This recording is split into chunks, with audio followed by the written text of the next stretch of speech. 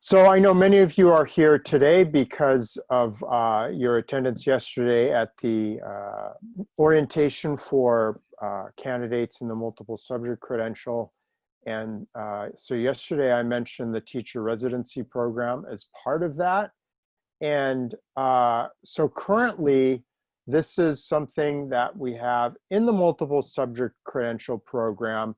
If you're in the single subject credential program, it could still be of interest to you. In some ways, I would like to know if you're interested in it, because it's definitely something that we're trying to grow throughout our credential programs. We also have it in special education. You're, of course, in teacher education. And as I said, we have opportunities for multiple subject candidates right now. We actually also have opportunities for single subject candidates, but at this time only in social studies. But it would be, well, actually, there could be, depending on where you'd be willing to be placed as a single subject resident, we might be able to squeeze you in here as well if you're a STEM candidate. And I know that the two folks from single subject who were on previously were in STEM subjects, so this very well could work out. So again, thanks for being here, and I'll just let you know this is our overview slide, or our agenda slide anyway. So the first thing I want to do is just to give you a brief overview of what the teacher residency program is about.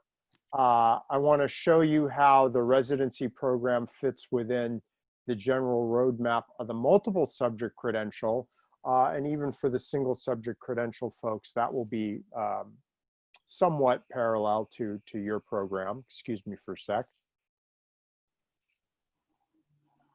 I can tell you about our current residency programs, the benefits to being a resident, and show you how to apply, and then take any questions that you might have about the program. So that is what's on the agenda. If you have questions as we go, feel free to come off of mute and ask. You can also put them in the chat. So I can't see all the participants at once. There are too many of you, but I can see the chat, and I'll hear your questions if you come off mute. But otherwise, I'm running through the slides and I can see the slides. All right.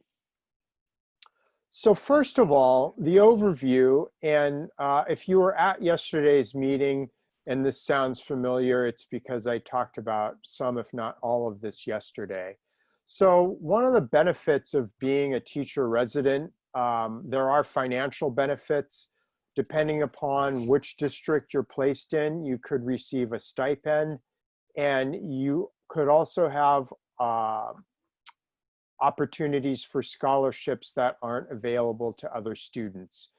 Those are going, or have been going, year by year, and because of the COVID-19 crisis, budgets have been severely impacted, so we might not have all of the scholarship opportunities that we had last year, but we live in hope. Okay, so let's say you become a resident in a certain district, and from the district's perspective, this is like a year-long job interview. They really get to kind of vet you for a year and see how well you fit in. And they're hoping, of course, that you'll fit in great. And if that's the case, and if they hire you a job, or excuse me, if they offer you a job, you aren't completely bound to accept the job. If you do accept the job, there's a service commitment. If you're offered a job and you don't accept the job, you're obligated to repay the support that you've received while you went through the residency program. So in a way, the teacher residency program is like a workforce development program.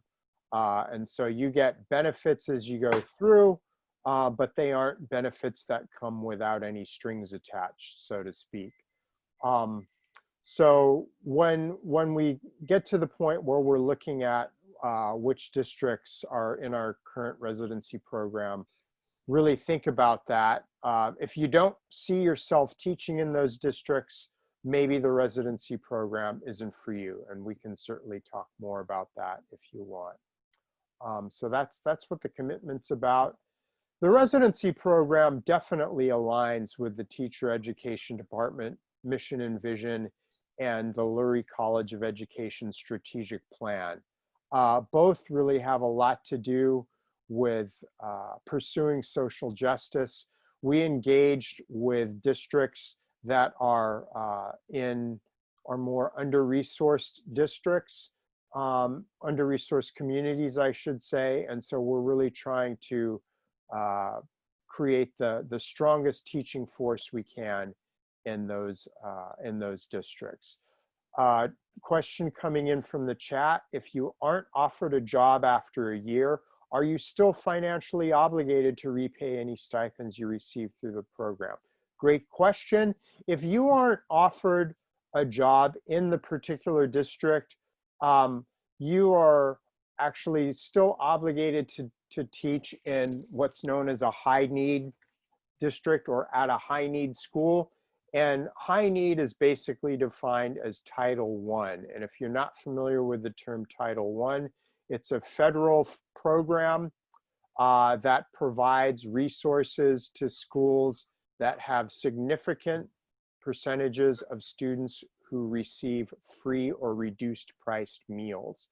There are Title I schools in virtually every school district within the San Jose State service area, and certainly throughout the state of California. So even if you don't get offered a position in the district where, in the district where you complete your residency, it should be pretty easy for you to find another high need school to teach in so that you could fulfill your obligation. What are some examples of high need districts? Well, Franklin McKinley School District, pretty much any school district on the east side, East San Jose, we're really committed to those districts. San Jose Unified definitely has high need schools within its district. Yeah, Oak Grove is another one of our partner districts right now.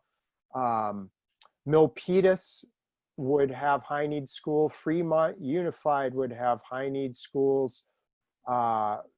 You know, you could almost ask me, oh, I'm interested in this district.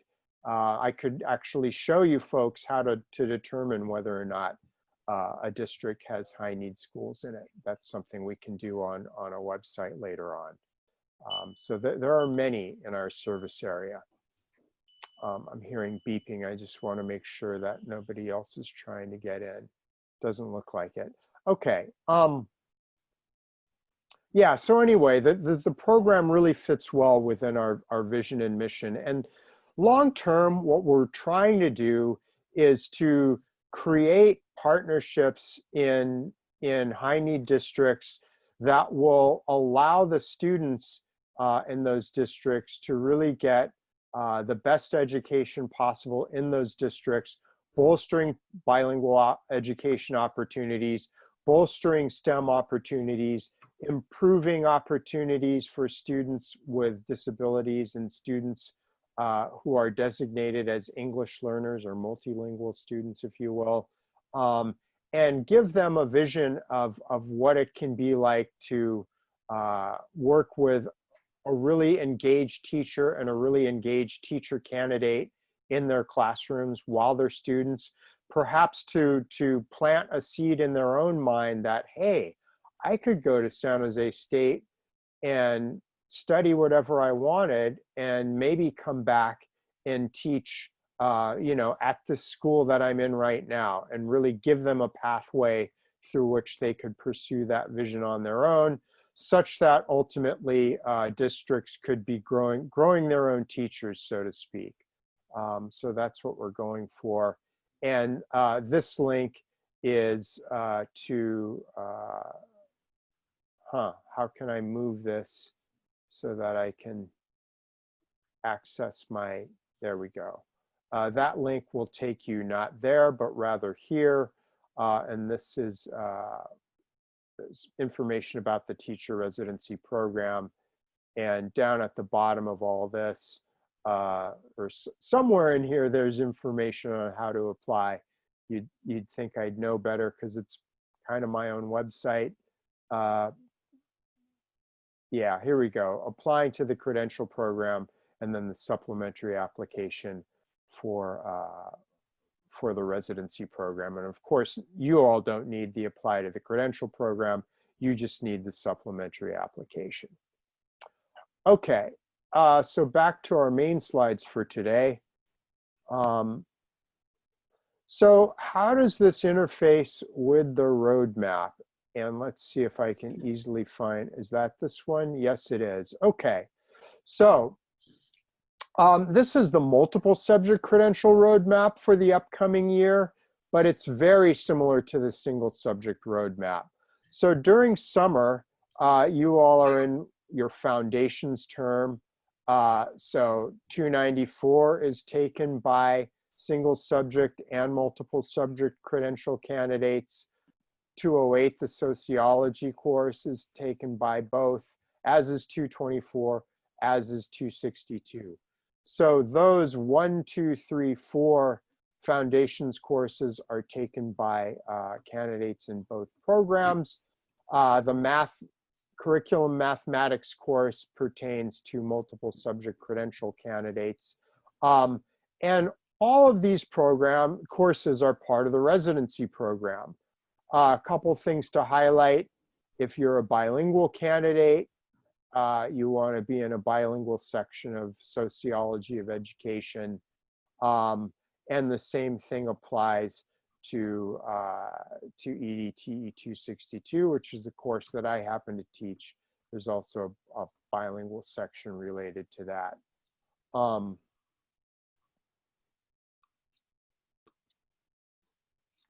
Anyway, that's a typo. I'm not going to try to fix that right now. So for residents, if you're a STEM resident, if you're a STEM math resident, you'd also want to be taking this foundational math methods course in the summer if you're a multiple subject credential candidate. If you're a science STEM resident, you'd want to take Science Ed 173 this summer. If you're a single subject candidate and you're scheduled to take these later in the school year, that's great. Just leave them on your program plan where they are. If you're hoping to be a multiple subject STEM resident, either for math or for science, and you haven't already contacted me about either one of these courses, definitely send me a note in the chat, or better yet, send me an email, and that way we can make sure that happens for you. And I'm putting my email into the chat. If you were on yesterday's call, you got it then, and that's not the only time it will appear today. So that's really the only difference. Summer, for STEM residents, you want to take either of these courses, depending on whether you're STEM math or STEM science. But the fall curriculum is the same. The spring curriculum is the same. So all these courses that you would normally take in the residency program, in the credential program, you'd take in the residency program. A couple of things to highlight. There are 2 master's classes that appear that aren't part of the credential program. So as I mentioned yesterday, the multiple subject credential program, and this applies to the single subject credential program too, our assumption is that you're also hoping to get a master's program when you're finished. And so it's an opt-out master's program rather than an opt-in master's program. Now, having said that, if you're a resident, if you're trying to do the master's program, and you're also working outside of school because like the rest of us, you've got to pay some bills. That could just get to be to the point where it's too much. And the thing that we would suggest to have you drop from the plate at that point would be the master's program, because you can always come back and finish that in subsequent semesters or years. So our priority, if you're a credential candidate, is to get you through the credential program. If you're a resident, of course, it is also to get you through the credential program and to fulfill your commitment as a resident. And the master's is secondary to those things. Glancing at the chat for a moment, can you be a STEM summer resident after you finish your M? Yes, you can do that. So so you couldn't be a resident because you would have finished your credential program. But you could take the, presuming they're offered again next summer, at this point, the plan is that they will be.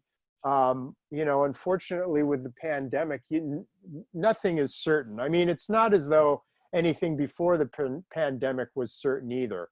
I think living in the pandemic, we're all that much more aware that, oh yeah, you know, we can plan all we want. What we can tell you is that we know right now these courses are being offered. We're planning on offering them again next summer, but you know, until next summer, we won't know for sure. What I can tell you, I'll be surprised if they aren't also offered next summer. You need to choose one or the other. You can't do science and math. You could do math this summer and science next summer, or vice versa, but you can't do both simultaneously. Let's see.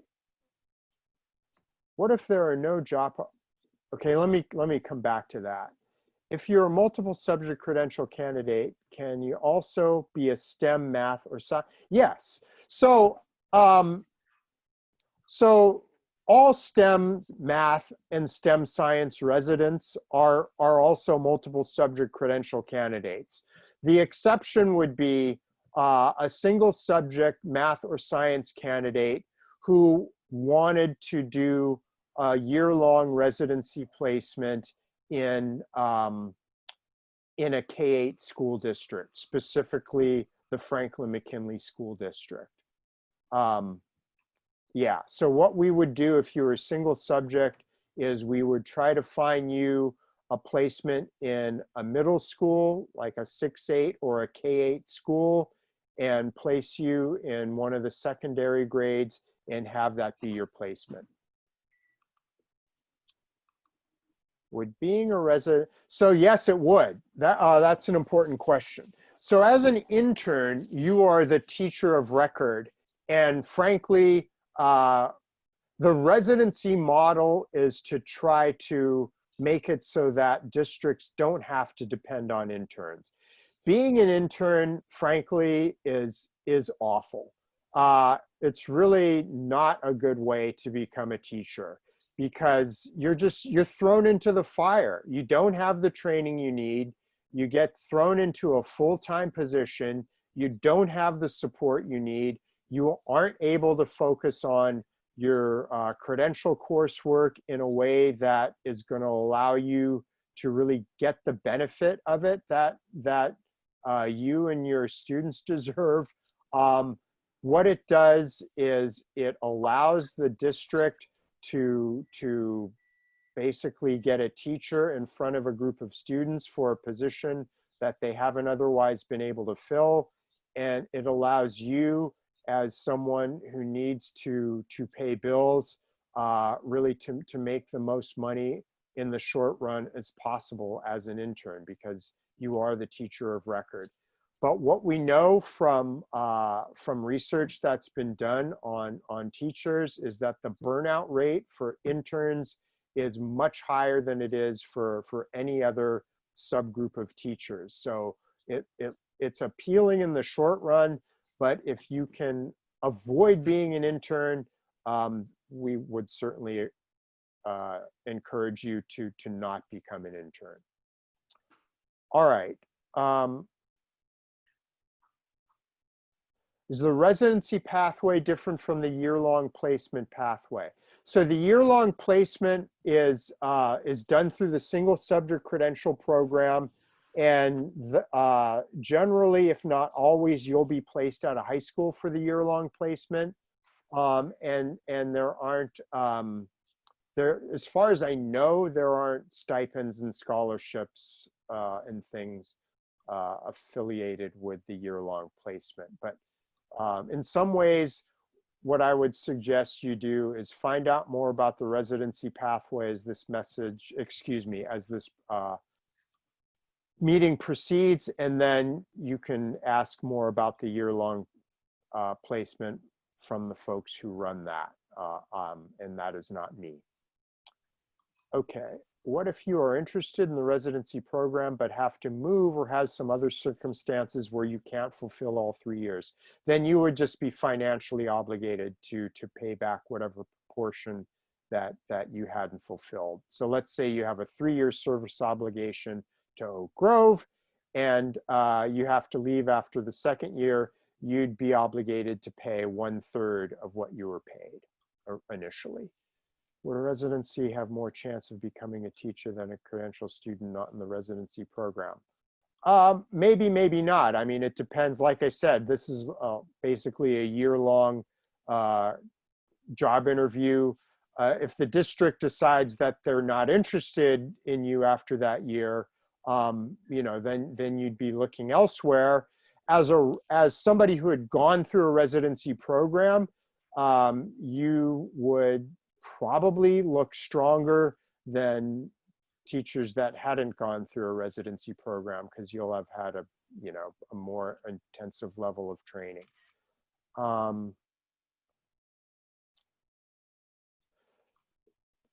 The computer science STEM program can be taken, so there's no residency pathway related to that, but you can enroll in that by itself or in conjunction with either the math or the science. If you're multiple subject credential candidate, can you also choose? Yeah, okay, so I think I'm caught up. There are some new messages, so I'm gonna look at those.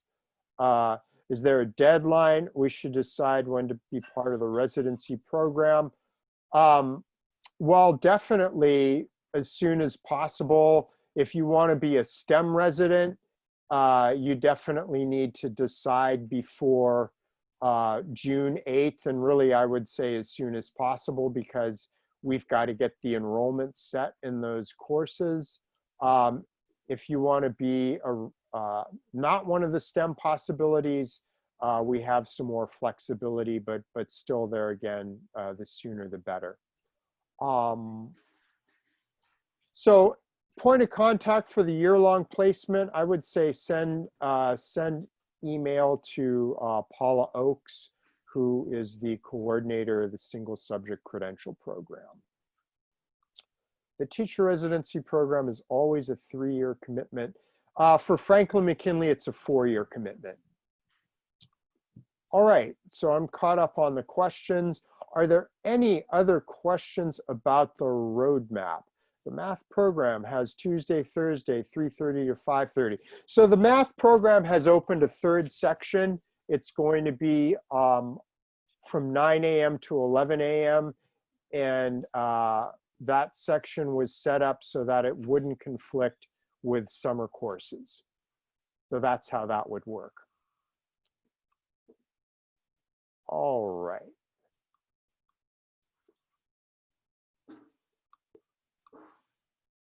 Yeah, so the 4-year commitment starts basically as soon as you get employment. So you aren't expected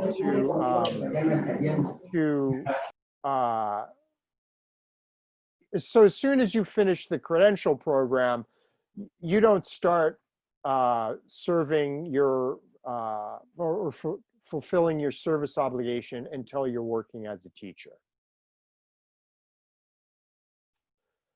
Would we be in a cohort with other residents? Yes. rather than a typical, okay, so for the single subject folks,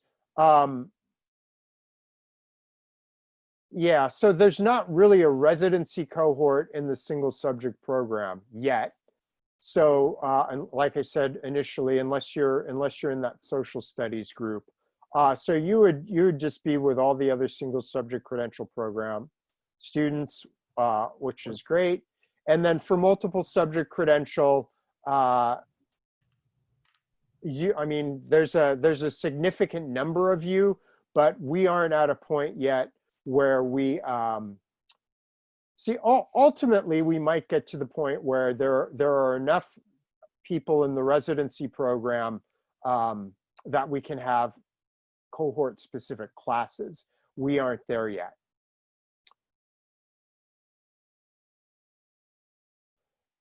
So applying through the STEMC Institute, I don't think you can do that anymore. So in case you're joining late, if you're interested in being a STEM resident, please send me email to that effect and let me know that you're interested in science or math. Tell me which one, and I will get you enrolled in either MTED 394 or SCED 173, depending on whether or not you're a science STEM resident or interested, prospective, or math.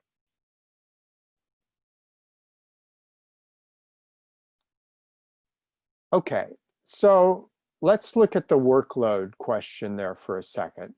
So hopefully, obviously, in the summer, it's adding an additional methods course. And so that's giving you 18 units on top of already a heavy load. So what do we know about units and how that translates? Basically, I would think about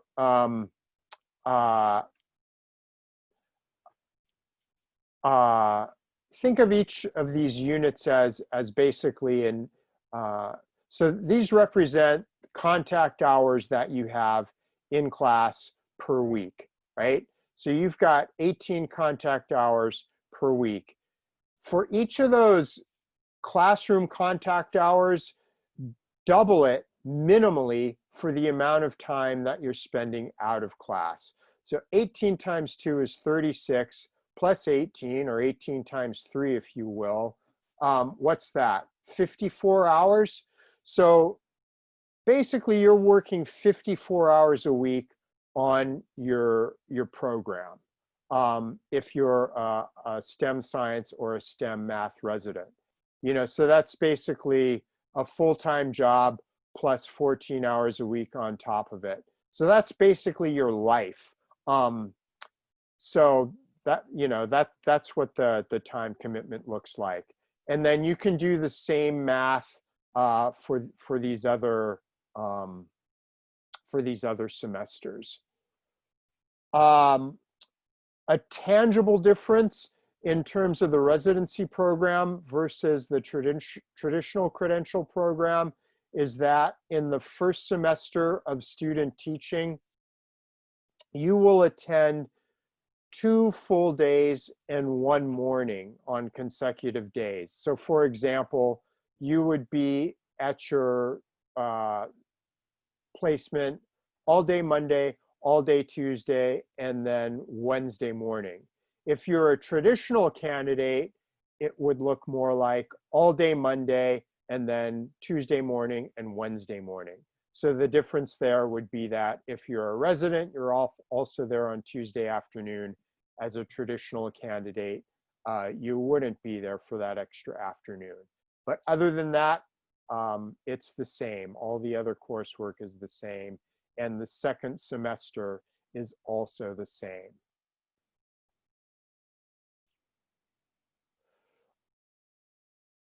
So if you're in the single subject credential program, the residency option is available to you if you're in social studies. We have an emerging partnership with Overfeld High School for single subject social studies credential candidates. And If you're a single subject math or single subject science credential candidate, and you're interested in teaching at the middle school level, you could become a STEM math or a STEM science resident through the residency program.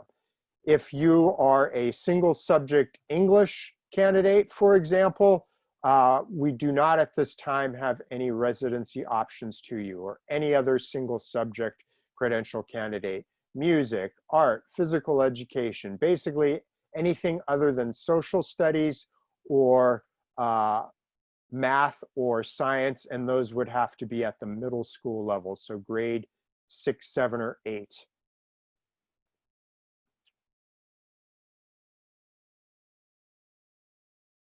Yeah, so STEM-C is full, but there's space if you come in through the residency model. Just checking other things in the chat. So you apply to the residency program and you tell us what you're interested in, and then we match you in a district if you're accepted.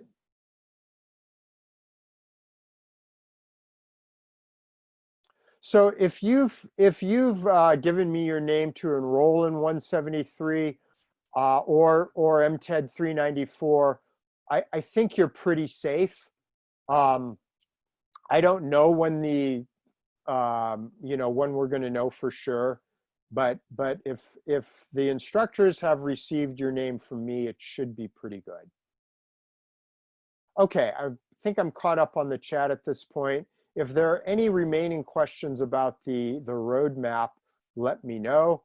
Otherwise, I'm transitioning back to the slides, and just keep putting questions into the chat as we go. Excuse me, I need water.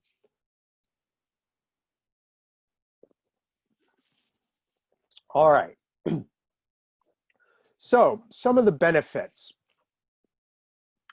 So if you're a STEM science resident, you're placed in the Franklin McKinley School District, you will receive a stipend, and you also will receive tuition support, support for your books, support for your exams, and possibly also some cash on top of that. And the reason, like I said, everything's a little bit in flux now because of COVID, but Franklin McKinley is supported by a grant from the state of California. Fortunately, those funds were appropriated before the pandemic, so that program is safe. SCED 173 is still Monday through Thursday, and there is a scheduling conflict, but we will work that out with instructors. So that should not be what's the word I'm looking for? It's not an insurmountable barrier.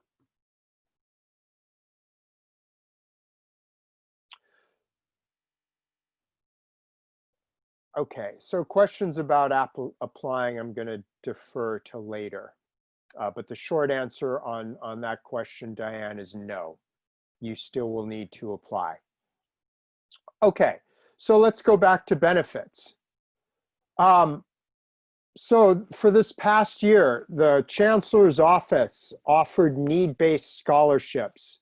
It was a very nice $10,000 scholarship. Whether or not that's going to get funded again this year, we don't know. As per the conversation so far, you get priority registration in courses like MTED 394 and SCED 173. You are placed in partner schools in our partner districts. This is a big difference here. There's year-long clinical practice with a mentor teacher. And so let me just talk about that for a minute. So if you're in our traditional credential program, your student teaching placement starts after the San Jose State semester starts. So that's usually late August, early September. School's already been in session for 2 to 3 weeks by then, not to mention the professional development that the district teachers took part in before the school year started. As a resident, you participate in all of that. You're paired with your mentor hopefully sometime next month. So you'll know who your mentor is sooner rather than later. You can start communicating with your mentor. You know, if and when your mentor gets the green light to start setting up their classroom, you can work with your mentor to do that. So you really learn what an entire school year is like, including what happens in the summer. You get a chance to participate in professional development with other teachers in the district before the school year starts, which is a big plus that traditional candidates don't have. Basically, you're treated like another teacher in the district. You'll participate in grade level team meetings or departmental meetings. It's just a completely different level of engagement. And so another key point during the year when you really feel that is during our January intersession at San Jose State. We don't have classes for the first 3 weeks of January. School districts are in session at that time. And so as a resident, you would be in your placement classroom during that time. And then similarly in the spring, our semester ends early to mid-May. Normally our placements stop at that time. You will be placed throughout the remainder of the school year. So, you know, you're there on the last day of school, whatever, you know, closing ceremonies, graduations, whatever it is that the teachers participate in with their students, you're right there with them. So you're basically there for the entire school year. It's a much different experience. We believe that it's, you know, ideally we'd have all of our candidates participating as residents. We're working towards that. You folks are kind of the pioneers that are getting us there. So really that year-long clinical practice with a mentor teacher is one of the biggest differences and arguably one of the most important differences. Yeah, so as I said, you follow the district calendar, not ours. You would get professional. So the professional development that you would get throughout the year is not only what you experience in the district before the school year starts, but we will provide PD, professional development, to your mentor throughout the year. One of the ways that we do that is you will release the mentor. You'll be a substitute in the classroom on the days that the mentor participates with us. So you get full substitute teaching pay there. So that's a way to make a little extra money. And then later on, you and your mentor will participate together in PD. So, you know, there's extra PD for your mentor, and there's also extra PD for you with your mentor. So there again, that's a different experience that you don't get in the traditional program. And then at the end of the year, you know, as I've said, you know, keep using the kind of the metaphor of the job interview. It goes on for the year. If that all goes well, you get priority interviews for openings in the district. And then if they hire you, the induction support. So beginning teachers go through a 2-year induction support process. And as a resident, that induction process is coordinated with the residency program. And so it's much more seamless, and it's possibly accelerated. You can apply to complete that in 1 year instead of 2. Okay, let me, so since I'm at the bottom of this slide, let me just give the chat some attention for a sec. Um, yeah, so coming back to the application, we'll get to that. So the high school, again, if you're doing this through through the single subject credential program, unless you're in the social studies uh, program, you're not being placed in a high school. You're being placed in either a K-8 school or a middle school. So during the credential program, candidate gets a stipend.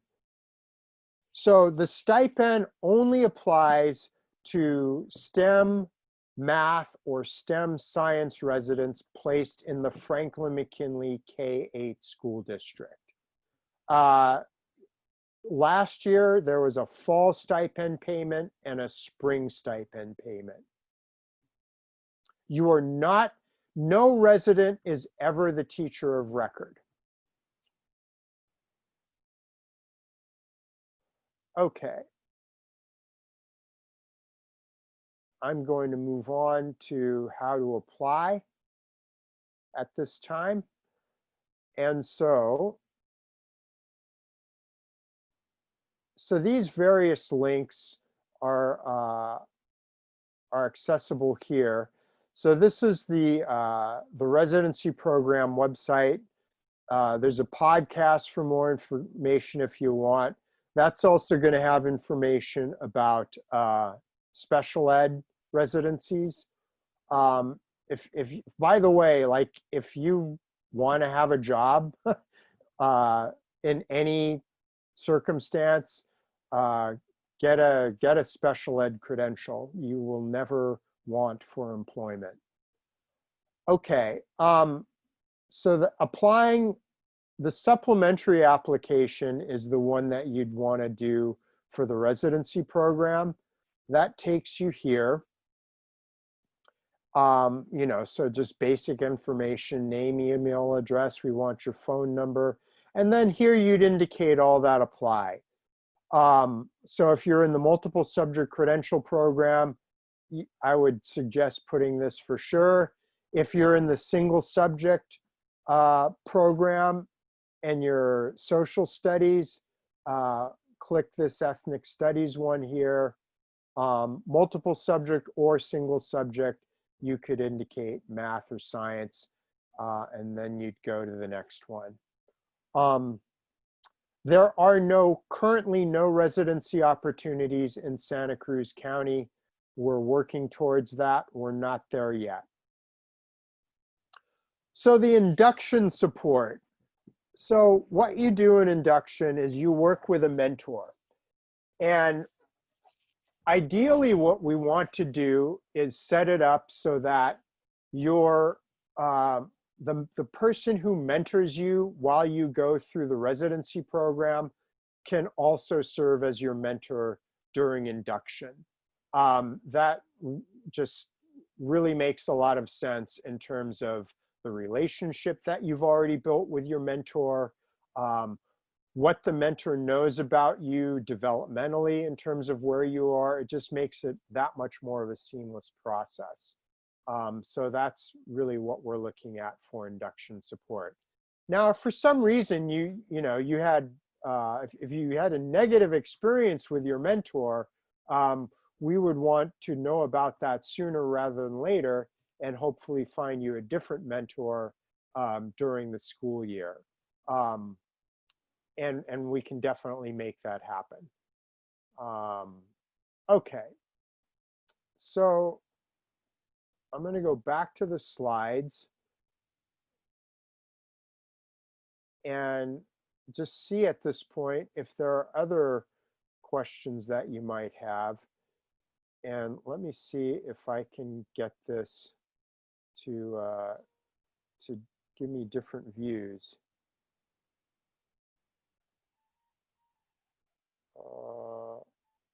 Let's see. Oh, I know. I bet if I stop sharing my screen, There we go. I'm going to go to gallery view. Okay. Other questions?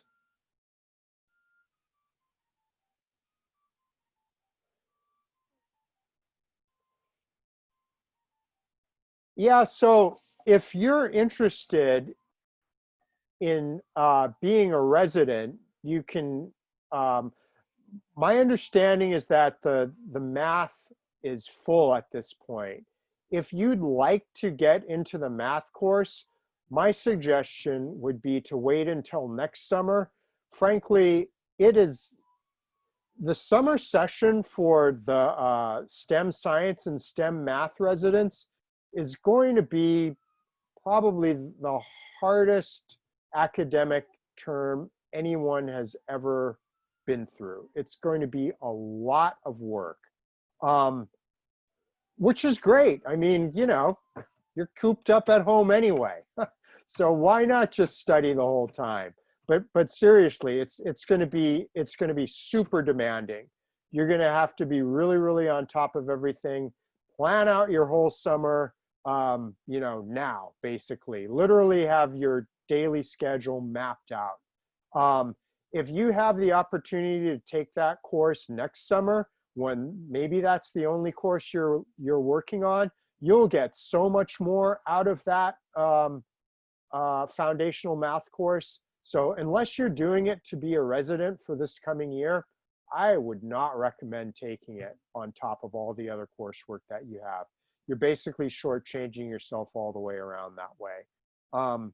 Just focus on 5 courses already that's more than enough. So just focus on that, take the math course next summer.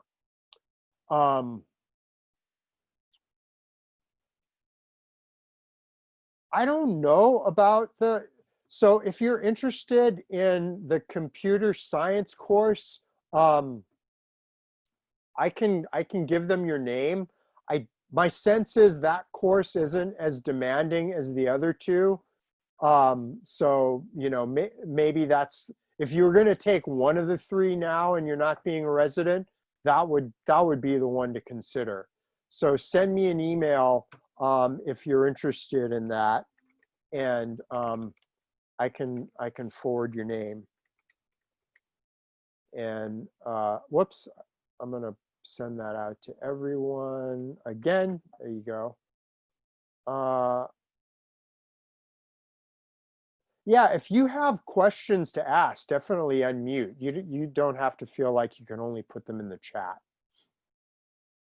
Mr. Whiteneck, this is Portia. Yes, Portia. So I just had my interview for the year-long placement at one of the middle schools for science, and she okayed, the mentor teacher. And I'm taking 5 of the courses this summer: psychology, sociology, assessment, health, and language learners. Right. How will the things change if I turn into residency now? Well, so frankly, if you've gone through the YLP process and you're already paired with a mentor, I think I would leave that in place. Okay. The residency would be contingent upon us finding you an appropriate placement because you're in the single subject credential program. For the multiple subject folks who are interested in STEM science, we have a little bit more flexibility, but really for you folks, we've got to find you a 6-8 placement.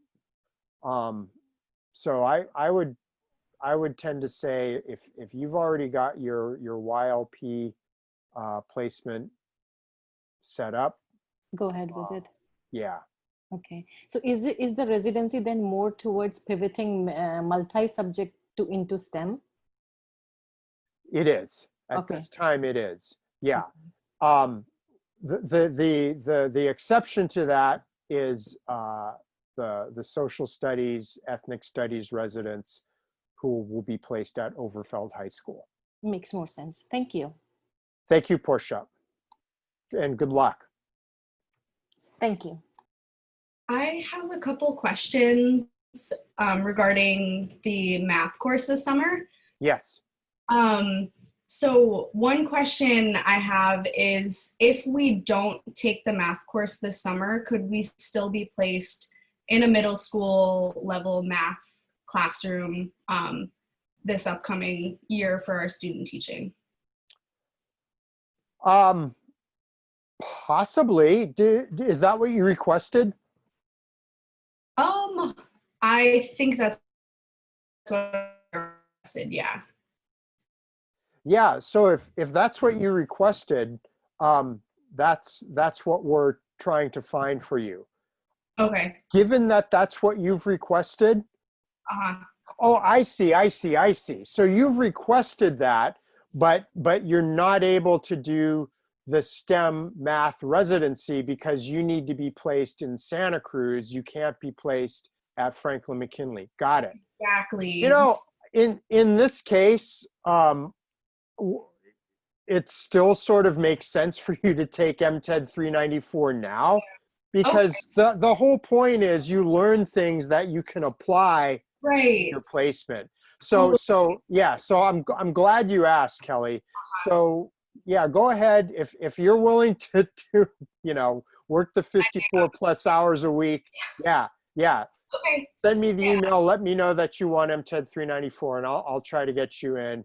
And again, Okay. it would be for the 9 to 11 class. To ignore what's on the STEM-C website. I don't think they've had an opportunity to update it with that 13 Okay. information. Okay. Great. Thank you. I will email you again and request that and Great. see if Thanks, Kelly. thank you. Mhm. I have a question for in regards to the bilingual candidates. Is there a specific district that we will be placed, or is it just Oak Grove. more Oak Grove? Okay. Thank you. Mm-hmm.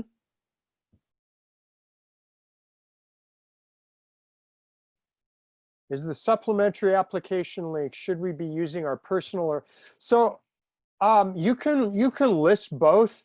So what I would suggest is so in your MySJSU, make sure that that forwards to or make sure that the email that you have listed in there is the one that you're going to check most frequently. But having said that, you should know that by default, most instructors and university personnel are going to use first name dot last name at sjsu.edu when they try to contact you. So to the extent that you can, kind of make that the email that you use for all of your SJSU communications, I would encourage you to do that. What's the difference between residency and teacher of record?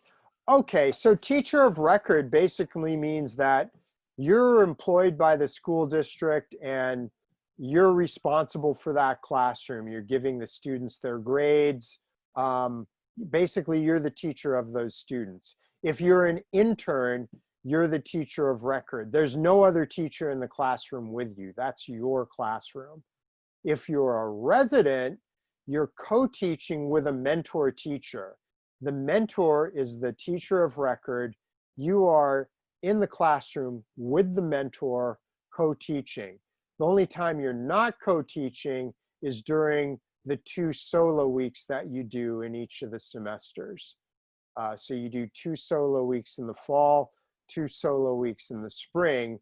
Your mentor must be on site, but isn't supposed to be in the classroom with you because, as the name suggests, it's your solo week. So it's your time to work with the students in the absence of your mentor.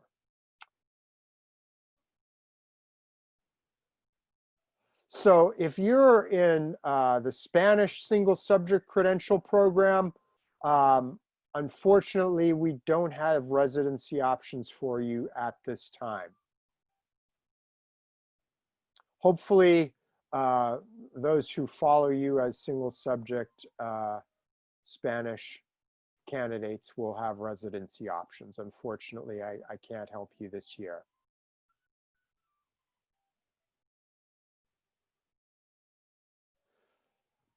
great question about being a mandated reporter.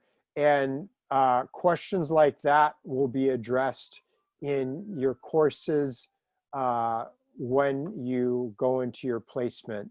But yeah, I mean, basically we're all mandated reporters. All of us in classrooms are mandated reporters. Doesn't matter if we're student teaching, teaching, interns, residents. It's just a question of reporting to whom and when. That's where the differences are.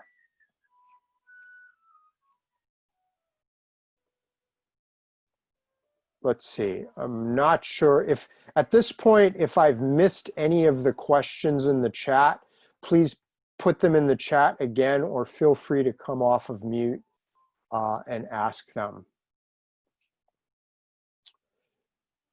And other than that, one more time. Yeah, go ahead. So I'm on the Infinite Campus, so I don't know how to figure out what my email is. Like for my SJSU email, you were saying it's my first name dot last name at SJSU. .edu. Have any of you, I don't know where you are in this process. Have you received SJSU email addresses yet? So if she can log into SJSU One, she should be able to just click the link and it'll open her email automatically. Have you had access to that yet? I haven't tried. Oh yeah, I see it. My email, G Suite. Okay. Yeah, so click that and it might have you set it up, put in a picture and so, but it should be intuitive if you have that student ID number. Yeah, it says error, so maybe I'm not processed yet. I just got accepted. Yeah. Oh, that's probably what it takes a couple of weeks. Yeah, Okay. so thanks a lot for that, Kirsten.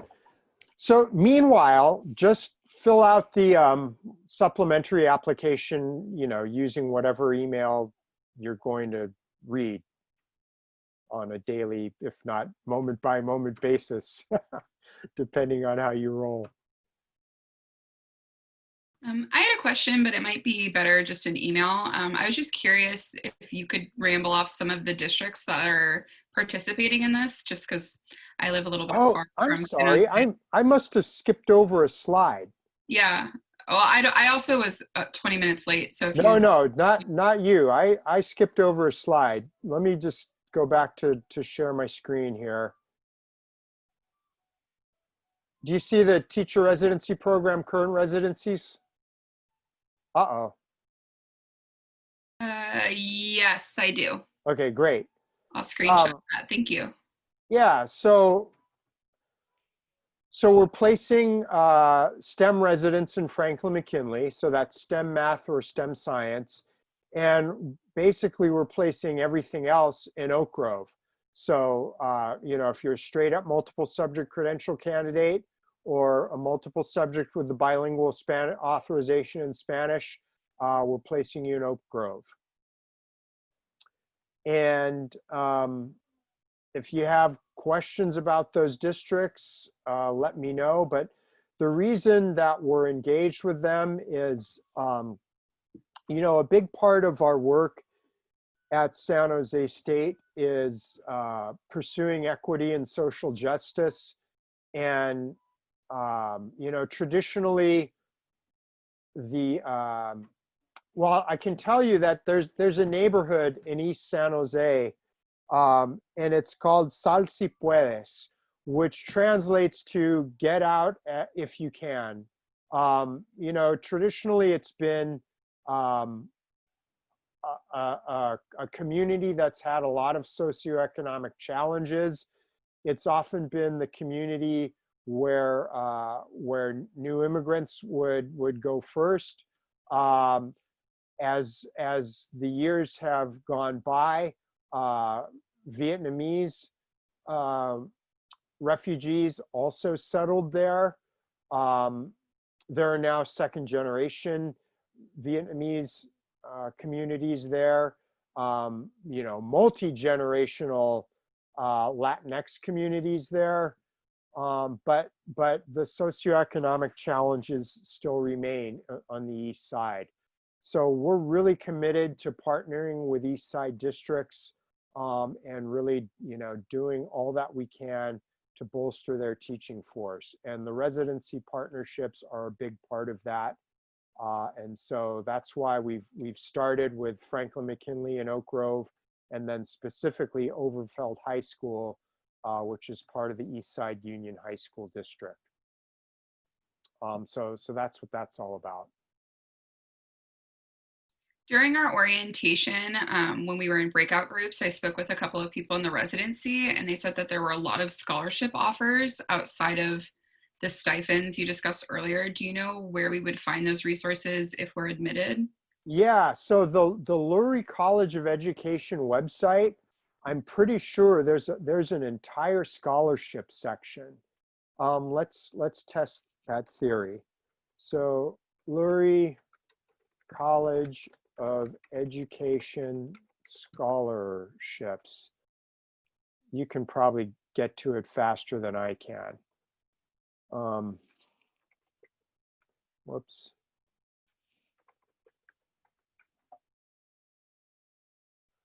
Education scholarships, Connie L. Lurie College of Education. Financial aid opportunities, Connie L. Lurie College of Education. I'm going to try for that. So this looks like it.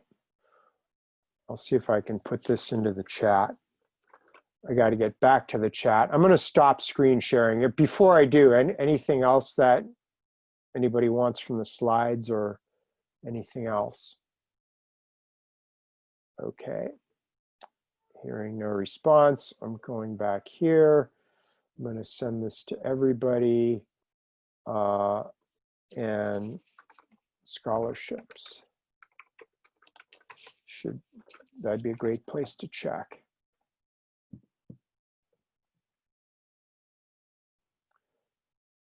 Yeah, apply. We have a lot of scholarship opportunities. This is really the time to work on that before the semester starts, or before the summer starts. Get those in now. And I would say apply to anything that it looks like you're eligible for.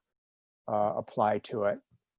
And if you apply to the residency program, that essay that you complete for applying to the residency program, you'll be able to repurpose that for a lot of the scholarship opportunities. For any of them, I would say read them really carefully and make sure you provide all of the, each component of the application. If it asks you for letters of recommendation, make sure you supply them. To the extent possible, have the people providing those letters, kind of customize it for the opportunity. You should feel free to provide your letter writers with, kind of rough drafts of what you would like them to say. And that way you can make sure you're customizing the letter to the scholarship opportunity. But yeah, just look at those really carefully. And I can say all of these things because in past semesters, I've read the scholarship applications, and you can really tell who's, kind of paid attention to what they're applying for versus the people who are just kind of throwing all the spaghetti noodles on the wall and trying to see what's going to stick. Yeah, so look carefully.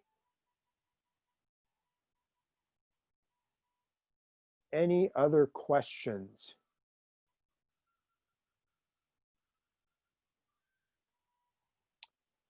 All right, well, this is by no means your last chance to ask questions. What I can tell you is this. Normally I wouldn't have said, oh, yesterday, lots of people interested. Let's have a informational meeting the very next day. But the reason I did it is because Oak Grove, we're actually holding interviews next Friday, a week from tomorrow. So I wanted you to be able to get your applications completed as soon as possible. Now, if you can't make the interview next Friday, that's okay. And frankly, we might not have enough interview slots anyway. But I would say get your application in as soon as possible. Having said that, we want your application to be as strong as possible. So, spend some time on your essay. Don't just, dash off whatever you can as soon as we're done with this meeting, just so that you can turn it in later today. But I would say as long as you get it into us, by the end of the weekend, we should be able to give it a good look and see. The other thing you can do is send me an email and say, hey, I'm really interested in applying to the residency program. I'm going to do my best to get my application in by, give me a date. And then, but just have me take down your information now. So give me all that contact information. And then, your letters of recommendation, you can always get them in later. But the main thing is to let us know that you're interested in, and then, the next thing after that would be to get your statement of purpose in as soon as possible. Any other questions? Hi. I'm a little confused. So, since the STEM residency programs are for middle schools, if you take part in a STEM residency program, does that mean you're placed in a middle school, or could you still be placed in an elementary school? Yeah, so that's a great question, Diane, and I can understand how you'd be wondering that. So you can be placed, you won't be placed at a primary school, so you won't be in K2. You will be placed in grade 5 or above. So you could be at a K5 school, but you'd be teaching 5th grade. You could be at a K6 school, but you'd be teaching 5th or 6th grade. Or you could be at a K8 school, anywhere 5 through 8, or you could be at a middle school anywhere 6 through 8. So that's the way we handle it for the multiple subject credential candidates who are our STEM residents. Any other questions? Kiara, I realize that either you just joined us or you just came back. So if you have questions, you and I can stick around and talk later. If there aren't any other questions from the other folks who are still here, feel free to leave. Thank you very much for coming. And I look forward to seeing your emails, answering other questions that you might have, or looking at your applications beyond that. And if not before then, I'll see you in 262. So that'll be a lot of fun. Looking forward to it. Take care, everyone. Thank you, Mr. Reitnick. Have a nice evening. Thanks, you too.